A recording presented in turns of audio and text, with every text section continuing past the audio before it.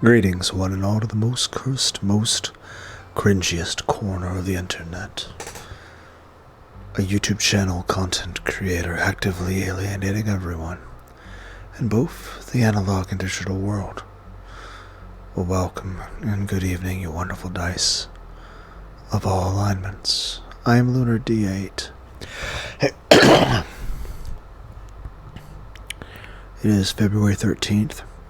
2026, 10:51 a.m. America time. Scarlet Hollow. That's just released episode 5, though I think it's just the first half. We'll have to figure out. OBS Chan seems working just fine.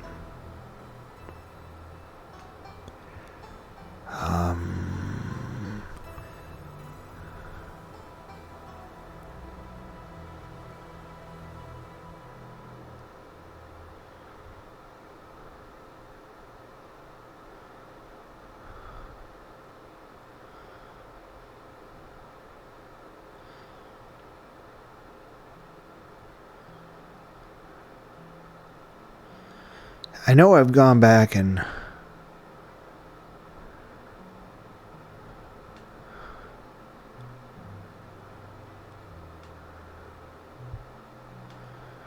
tried a few alternate routes.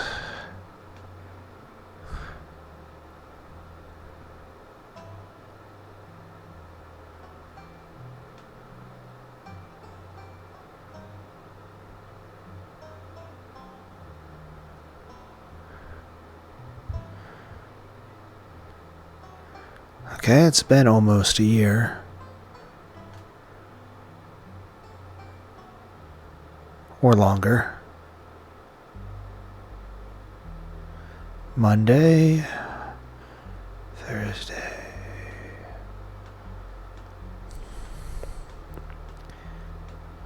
Okay. So I think this would be it.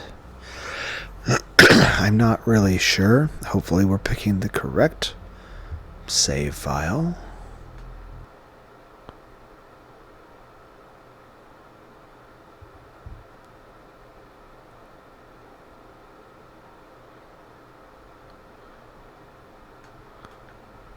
Okay.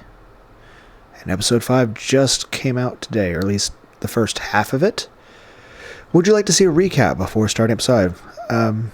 Yeah, we might need to do that because I need to confirm that we picked the correct game file. Sure, full recap. The funeral of Pearl and Scarlet, your cousin's mother, and your aunt seemed like something you shouldn't ignore, even considering your own late mother's rocky relationship with this side of the family. Welcome to our family's humble estate. Unfortunately, due to the current state of the house, only a few rooms will be safely accessible during your stay. I wouldn't go wandering anywhere else if you value your limbs. The floors have been known to give out. So, what do you say? Want to tag along? Hold a camera for me while I narrate against a darkening sky? That sort of thing. You'll eat those words when I come carrying a mountain lion corpse out of those woods at dawn.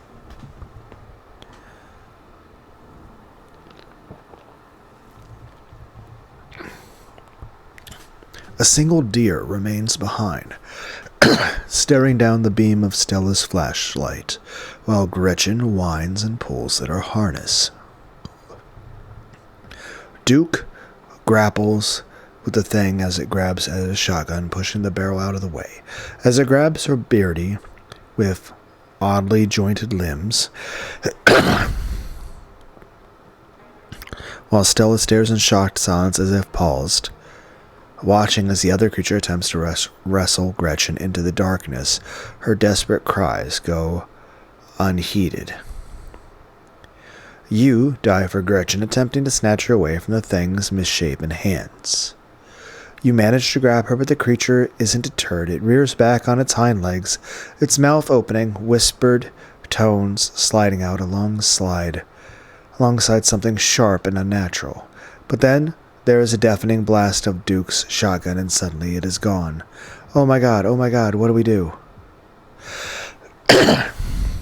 Stella, keep an eye on him for us. Make sure he doesn't get in any more trouble.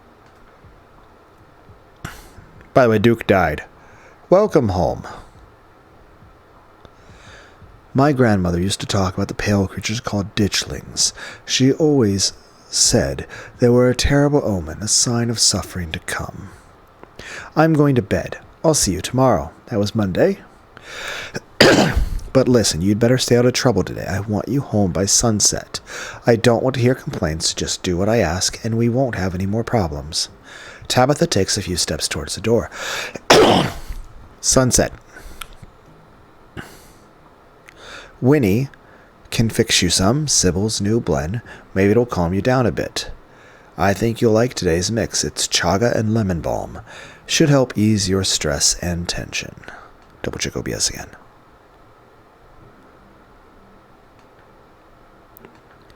And if you feel like talking, I'll be all ears.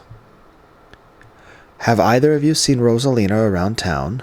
I don't want to be a helicopter dad, but she hasn't been answering my text, and I wanted to make sure she isn't getting into trouble out there. Why is there a shadow here? It's that Sybil's daughter, granddaughter, niece, I don't remember. Staring at Stella's boobs now. Nothing strenuous, we promise. Whatever you two have planned is probably beyond what he can manage right now anyways. We were there to visit the dude, but I don't know. I am the only person in this town who truly cares about your safety. Don't forget about that. Even if it's already too late to stop what's going to happen. As you leave Tabitha's office, you take a moment to get your bearings, only to be interrupted by a sudden movement out of the corner of your eyes. A girl carrying a bundle of snacks pops through a hole in the fence and disappears over the crest of the hill. Why is this person shadowed out? I'm confused. I guess the old Maxwell place doesn't cut it as a secret hangout spot these days. Why her? Is that a glitch? You pull out your phone and dial your cousin. What is it? You know I'm in a meeting. A kid just snuck into this Shaw mine. I figured you should know. What? Are you serious? Why do things keep happening to me? Ugh. Whatever. I'll head over there as soon as I can. Just stay where you are and wait for me. All right? God, I don't even know why I'm trying to reason with you. It's not like you'll listen. Did we? I don't even remember. My dad is a foreman at the continuous mining facility, and he says they only abandoned this mine because there wasn't enough coal left. So it's actually really safe, and we can hang out here anytime we want. Correction, your father was a foreman at the continuous mining facility. We'll see if he even has a job tomorrow morning. My dad says our house is haunted. I mean, it is. Then again, the whole city's haunted, so... But she's interrupted by a pair of thunderous knocks.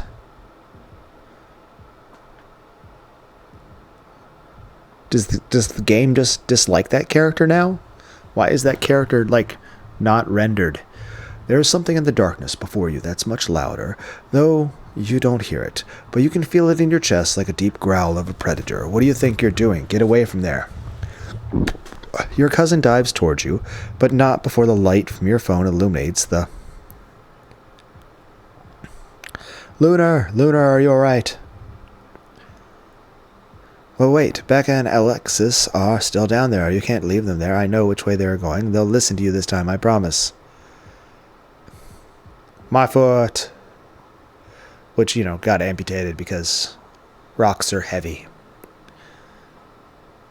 Your surroundings quake as the mine collapses around you. Tabitha doesn't say a word as the car cuts along the darkened road. There are two of them now. Yay, possums. Why am I imagining Fillion and Chibi Doki sitting in a drawer now? As you Ready to leave, Janie approaches. From the far side kitchen, Tabitha remains between the two of you, impatiently tapping her foot. Oh, Lunar, before you go, I heard what happened last night. I heard about it from Miss Tabitha, mentioned it just now, and then I heard it again. I just wanted to say that I'm sorry you got caught up in all that. I'll be praying for Oscar and poor little Rosalina. They're such sweethearts. Couldn't have happened to nicer people.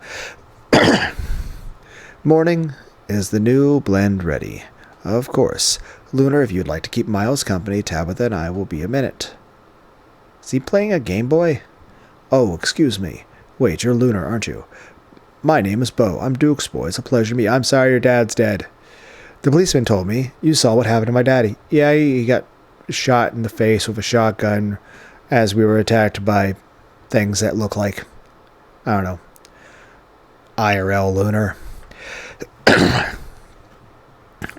Tabitha stops in front of a small house on a quiet hill just off Main Street. The Scarlets own most of the houses out here. We rent them out to some employees, just more convenient, you know. Your cousin pulls out a heavy set of keys from her pocket. She picks out one's marked a bright strip of green tape and unlocks the door. Come on in, don't worry, it's empty. Yep, he's a dog. Again, why is this person not rendered? And why am I just staring at her titties? Oh, I was trying to... Return? H? H is hide. And everyone like, Lunar, did you really? Yes. I wanted a better view. Because in general, like I said, I think she's cute.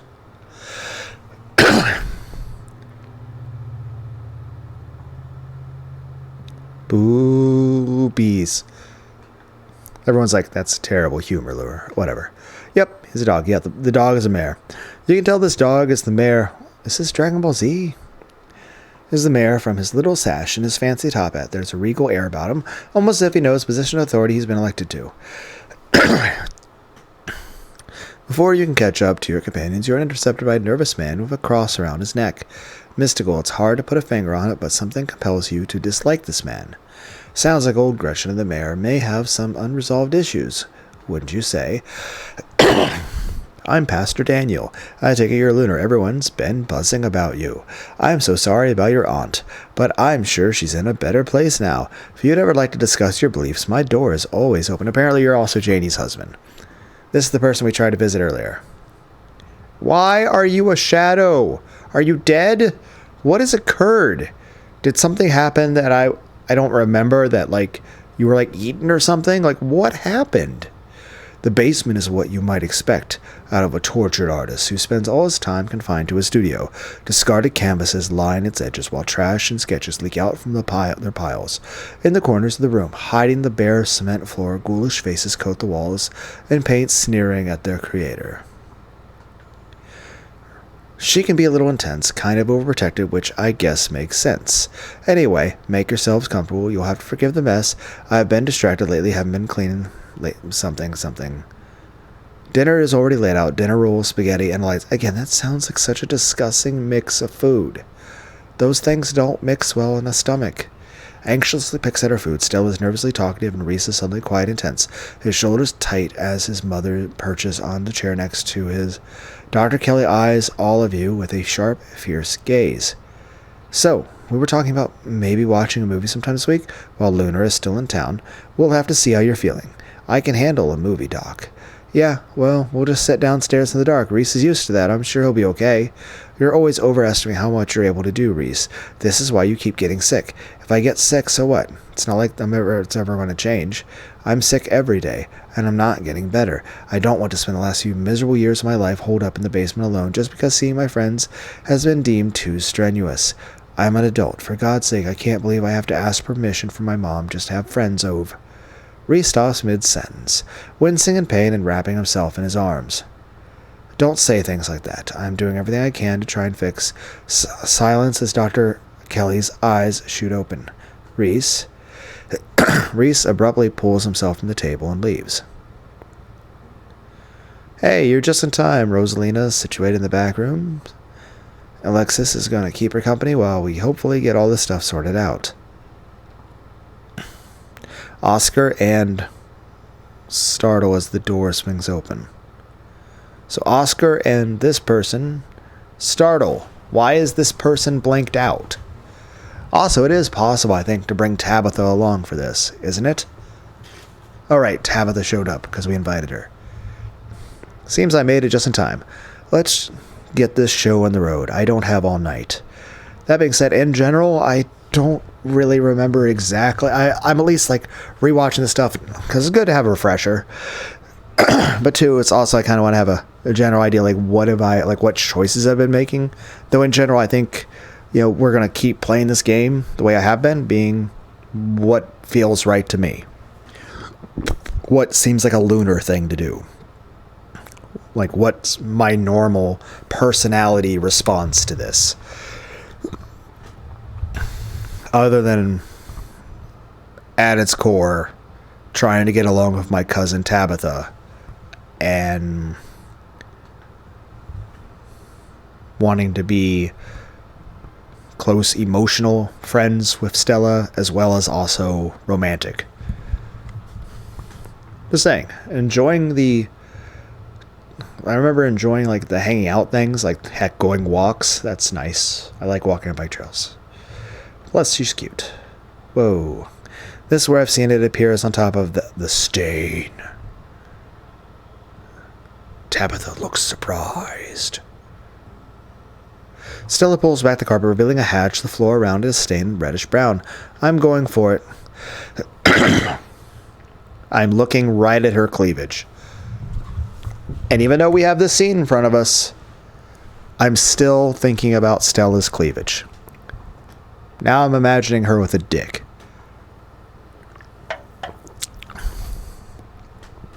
And now her boobs are bouncing. And everyone's like, focus on the game, not on the horny. I'm like, Oh, here's an interesting idea. I think Alex Jones should be Attorney General of the United States of America.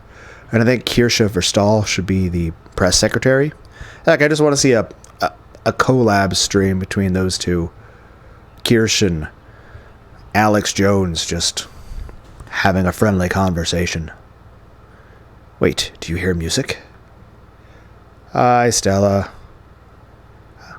On the one hand, I don't like the view, but on the other hand, I'm still staring at the cleavage. Like, oh no, it looks all depressing and morbid, and I'm like, Movement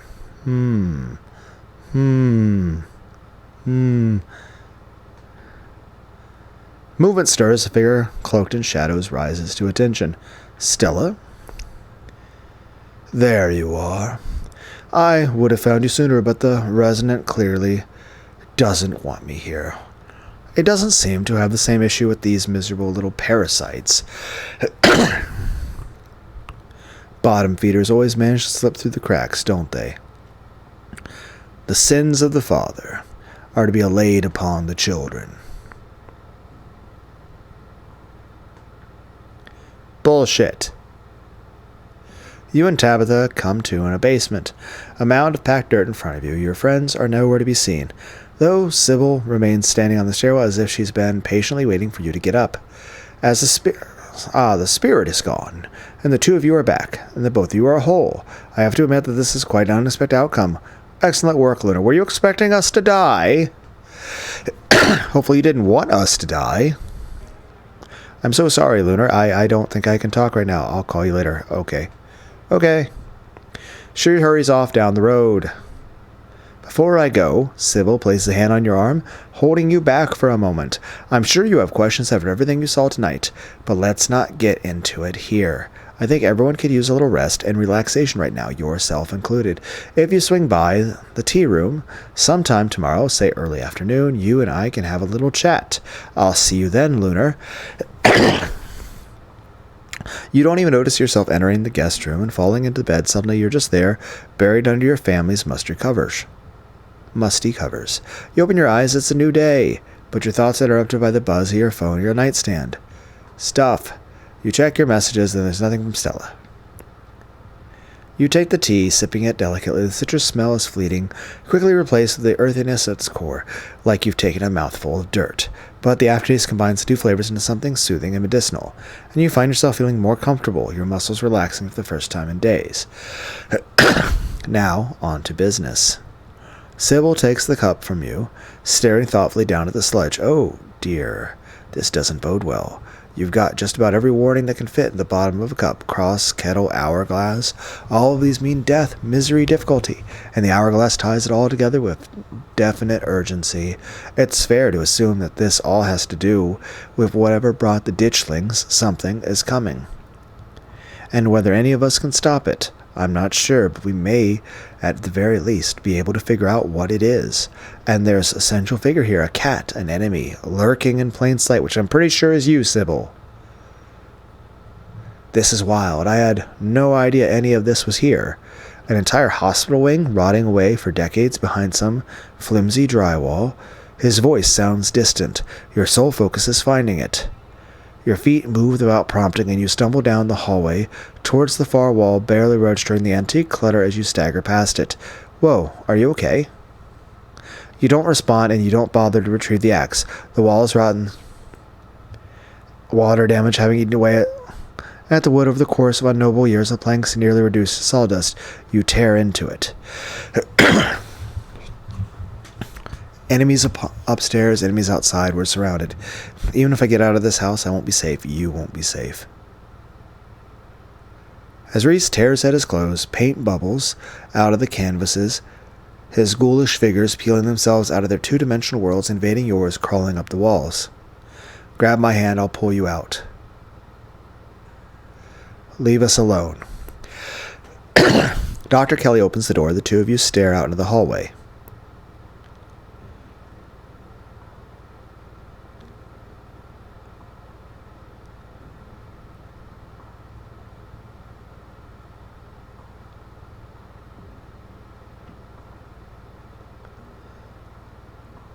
Is this what you were so afraid of? Hand over the tranquilizers. This is our shot. Oh.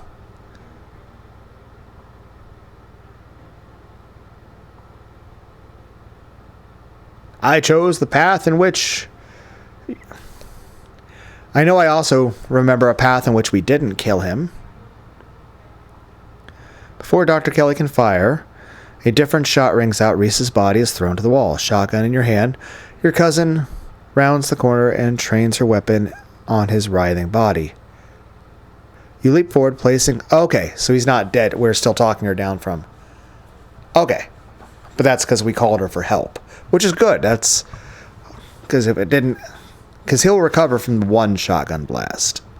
So this is the path. Basically, we needed to rely on Tabitha, but also not kill him. You leap forward, placing your body between Tabitha and the whimpering Reese, his face already trying to stitch itself back together as he writhes on the ground.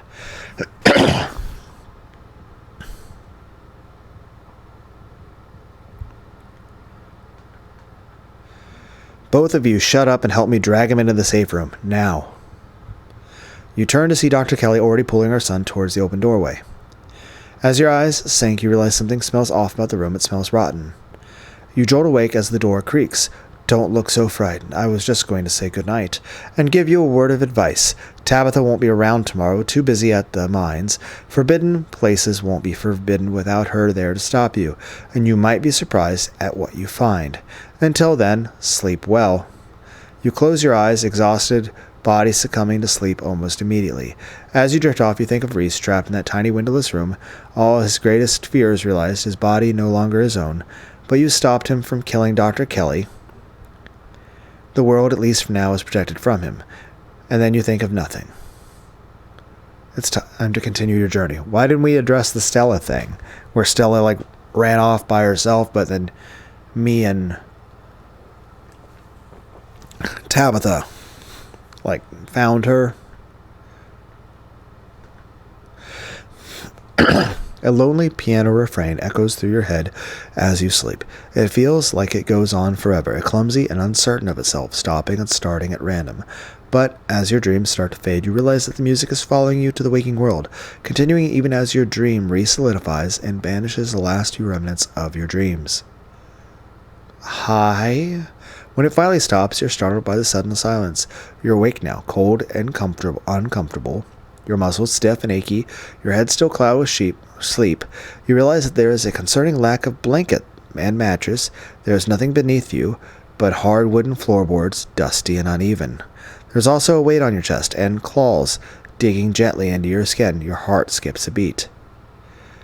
You're greeted by two beady eyes staring down at you over the twitching nose of the opossum that lives in your drawer, and the other one is crouched in the corner eyeing you warily. You are not in your room. Okay.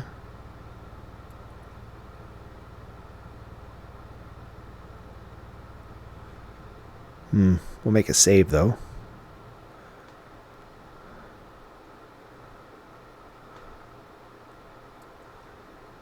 Friday morning, something. Do we have other options? No, we don't seem to be able to scroll down. Let's get our bearings. You stand and your legs still wobbly with sleep, the odd tilt of the floor adding to your unsteadiness. The opossum clings to your shirt with its tiny claws, holding on for dear life. You must be in the forbidden wing. I mean, at least we didn't choose of our own volition to come here. The small opossum finally moves. I wonder if we overslept, though. The small opossum finally moves. It carefully makes its way down the length of your clothes, as if afraid you might notice it if it moves too quickly. It hastens when it finds solid ground, scurrying to the larger opossum in the corner. The two stare up at you, not quite afraid, but clearly more wary now that you've risen to your full human height. Maybe they were watching over you as you slept, or maybe they were hoping you might be lunch. Either way, you're both going your separate ways now. There are two doors out of the barren room. One is normal doorway leading into what you assume to be the hallway. The other door that must once been hidden through the ruined state of wallpaper has robbed it of its secrecy.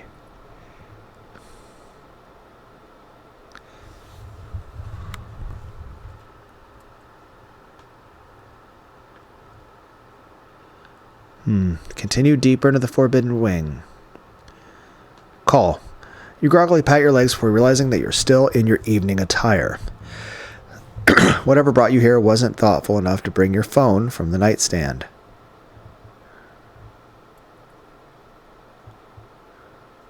Yell. You yell, hoping the Tabitha is yet to leave for the mines. You receive no response. Investigate the once hidden door. There doesn't seem to be a clear way to open it, besides the brass circle where a handle should be.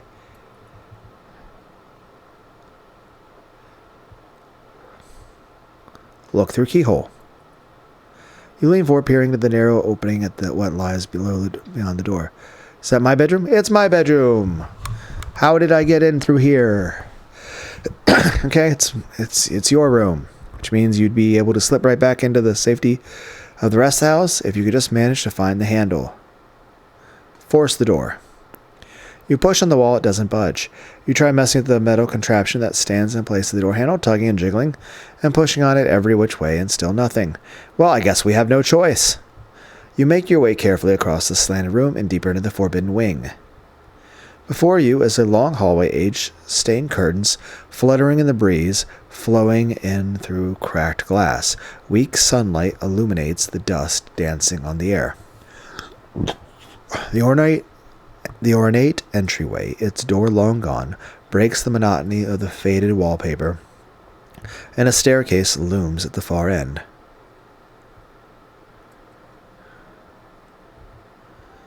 Investigate the ornate entryway. You make your way to the dark doorway in the middle of the corridor. It's a parlor. Of course, the Scarlets of the old wood have had dedicated space to entertain their guests. It would feel elegant if not for the massive crack that runs down the entire length of the floor. The air here stinks of mildew. You can see why Tabitha doesn't want you exploring these rooms. There is a large painting on the far wall of the room. From a distance, it looks like it might be depict the town. Something else catches your eye, too. A bookshelf, or rather what's left of a bookshelf, hanging by a single rusted hinge.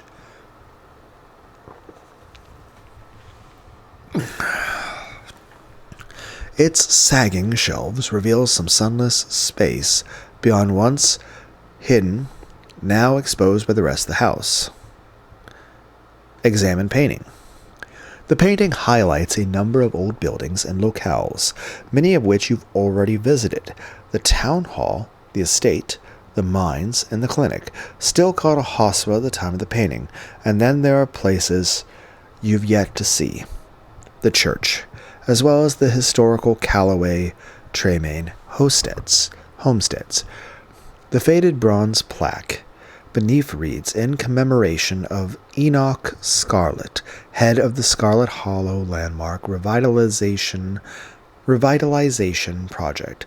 Let the past never be forgotten."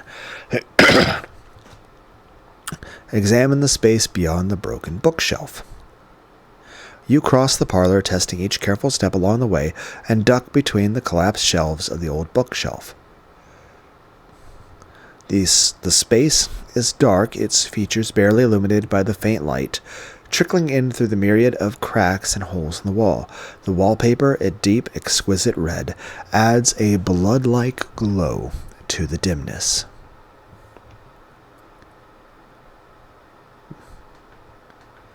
The walls are lined with ornate display cabinets, some empty, some still presenting their antique treasures. Nestled between the cabinets, a single tall bookshelf remains standing, and its occupants dusty but mostly intact. But all of these are ornamental details. Your focus is drawn to an expensive-looking antique desk in the center of the room. Examine the bookshelf. Maybe the collection of literature can help you learn about this room's occupant. You approach the shelf, your eager eyes poring over titles for anything that seems to stand out. The upper shelves are mostly classic fiction. Moby Dick, Shakespeare, various Dickens novels. Nothing that stands out as particularly interesting. Why are we in Kinzo's study? The bottom shelf seems to be home to reference books. Heavy volumes of long outdated construction law, treatises on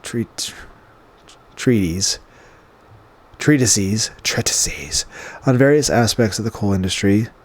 But there's also a book on city planning that stands out to you. The spine is marked with a dot. You pull it out, the shelves above shifting precariously as if the book held some load-bearing purpose. The instant you crack its spine, a slip of paper falls out, ancient and fragile, and yellowed with age. It's some kind of map, and judging by the highlighted landmarks, it's a map of Scarlet Hollow, Town Hall, the old hospital, the mines, all places where stone carvings had been buried. There's one more circled area as well, what looks to be a patch of farmland. You haven't paid this location a visit yet, but judging by the way the other buildings have had their way of drawing you in, it's probably only a matter of time. You carefully fold the map and shove it into a pocket. Examine the desk. You carefully fold the map and shove it into a pocket. Open the top drawer. The top drawer mostly contains old-timey letter-writing materials, complete with a fancy dagger-shaped letter opener and a wax stamping kit emblazoned with the initials ES. Underneath, you find a pile of crumbling financial documents scrawled in neat cursive in every spot that needed a signature in the name Enoch Scarlet. This must be his desk, meaning this must also be his study. And at the very bottom of the drawer, you're surprised to find a face you recognize staring back at you. An antique photograph of a young man, his blonde hair nearly white against the dark sepia background.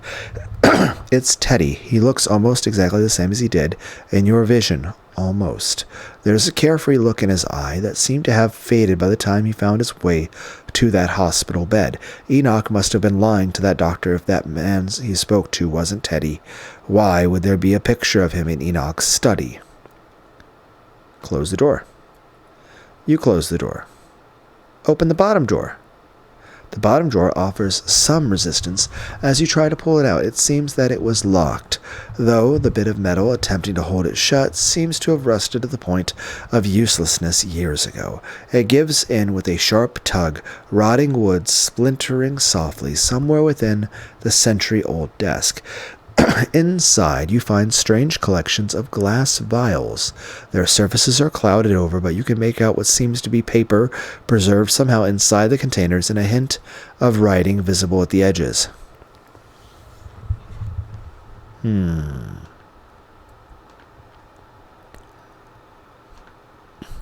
Open the vials. Mystical. You reach for one of them, but hesitate before opening it. This is a fragile thing, and it hums with a strange energy. You close your eyes and focus on that hum, and to your surprise, at the back of your mind, you hear it. To Miss Maeve, I know it has been several years since my last visit, but I do hope you remember the young lad who used to find himself at your doorstep more than you probably would have liked. I write you now with the utmost urgency. I'm not sure if news has yet reached you regarding what transpired just yesterday. Many lives were lost. The town is in a frenzy. I hope to mitigate some of the damage that has been done, and thus must speak with you at once. I attempted the journey to your place of residence, but was unable to locate it. You once told me of another way to reach you, and though it seems nothing but a half-remembered fantasy, I am acting in desperation. I can only hope this letter finds its way to you, as you once said it would in my hour of need. I must meet with you at your soonest convenience. Sincerely, E.S.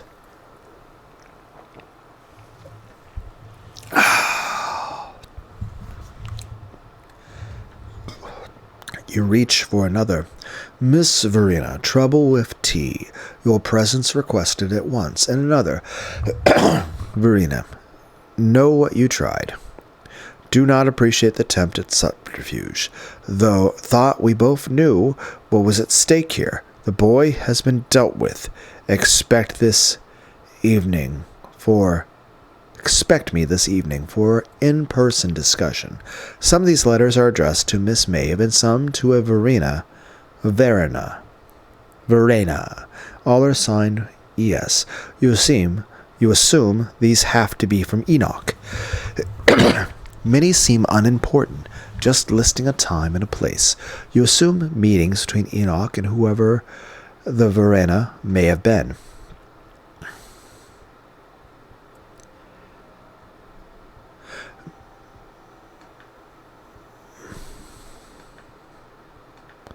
Return to the hallway. You return to the hallway outside the parlor. Follow the footsteps down the hall. You follow the path laid out in the dust. It takes you up a flight of stairs, the way down blocked by debris, and you find yourself on the third floor of the estate for the first time. There are more footprints leading all the way down the hallway and into the farthest door.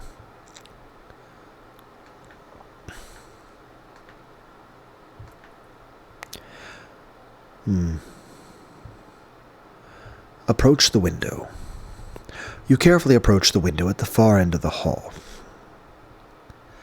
That sure is a cliff. There is nothing below the window but the tops of distant trees. The ground having crumbled away, the only thing stopping you from plummeting to your death is the straining foundation that still somehow holds this place together, at least for now. Move the boxes from in front of the nearest door. The boxes slide out of the way with a bit of elbow grease. You push past them into the room beyond.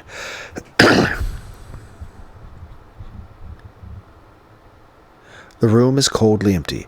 The large antique bed is made, its sheets ancient and dusty, but still somehow giving off the feeling of tidiness. Even with her ladyship's chambers, Explorer Edwardine's.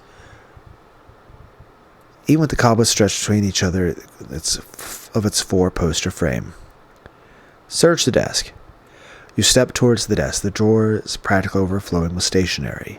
As you sift through the paper, it quickly becomes clear to you whose room this is. There are stacks of bills in Edwardine's name, filling nearly every drawer. And even once you've managed to get past the layers of envelopes and trifold paper, you hit a permafrost receipts. It seemed she was doing her best to be meticulous and hold on to any scrap of paper that might possibly be important. But when you reach the bottom of the drawer, you find something entirely different. Greeting cards, letters, small wrapped packages, some open, some sealed, some crumpled into messy balls. You open one of the cards. Both pages are taken up by a handwritten note. Tabby, hope you're doing well. Not a days go by I don't miss you.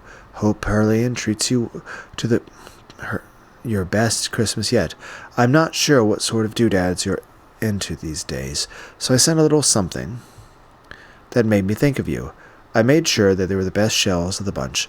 Not sure how rare any of them are, but they're awfully pretty, and they've still got the beach smell, and make sure you put your ear up to them. It doesn't compare to the real thing, but it comes close enough. And in any case you think makes me a cheapskate, I made sure to send a lot of little cash too, as you can get yourself something a little nicer than glorified beach trash.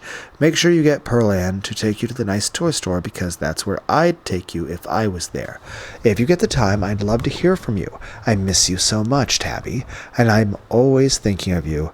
You can come out and visit me anytime. I know you've always wanted to see what it's like out east.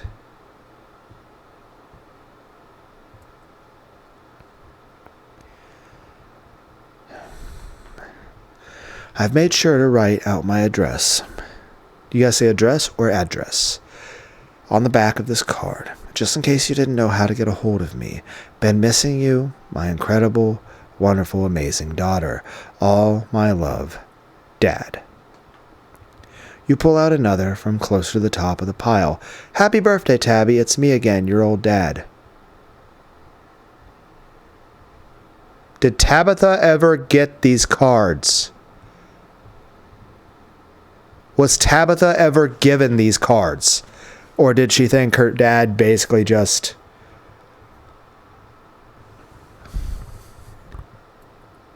Well, this is depressing. Happy birthday, Tabby. It's me again, your old dad. So the big 2 zeros. Can't believe my daughter is such an adult. Am I mine? You're still that bouncy little kid. Big 2-0. Doing cartwheels on the front lawn. That's... I don't think our characters are that old. This is recent. Telling me what various sounds animals make, like you're the professor of animal noises. Again, did Tabitha ever get these? Does that mean Pearl Ann was keeping these things from her even up till her death?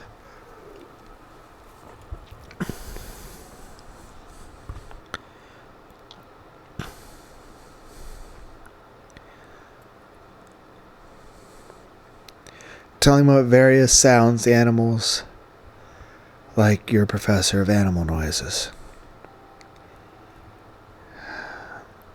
I have no idea if you read these, but I'll keep writing them, even if sometimes it feels like I'm writing them to a ghost.